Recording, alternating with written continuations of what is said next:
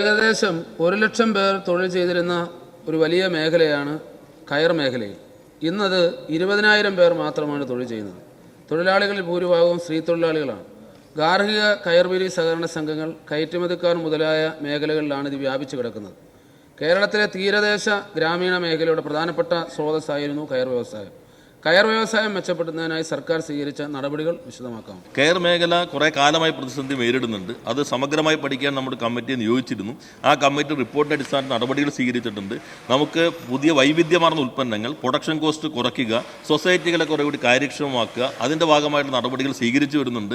ഞാൻ കഴിഞ്ഞ ദിവസം സഭയിൽ വ്യക്തമാക്കിയതുപോലെ കയർ, കൈത്തറി, കശുവണ്ടി ഈ 3 മേഖലയിലെ വിദഗ്ധ സമിതികളുടെ റിപ്പോർട്ടിനെ അടിസ്ഥാനപ്പെടുത്തിക്കൊണ്ട് ആ മേഖലയിലുള്ള ട്രേഡ് യൂണിയനുകൾ, സംരംഭകർ, എക്സ്പോർട്ടേഴ്സ് എല്ലാവരുമായി ചേർന്ന് ഒരു വിപുലമായ കോൺക്ലേവ് നമുക്ക് സംഘടിപ്പിക്കാം. അവിടെ നിങ്ങൾക്കും ഇത്തരം കാര്യങ്ങളുടെ അഭിപ്രായങ്ങൾ അവിടെ മുന്നോട്ട് വയ്ക്കാം. നമുക്ക് നല്ല രീതിയിലുള്ള മാറ്റത്തിന് തുടക്കം കുറിക്കാൻ ശ്രമിക്കാം.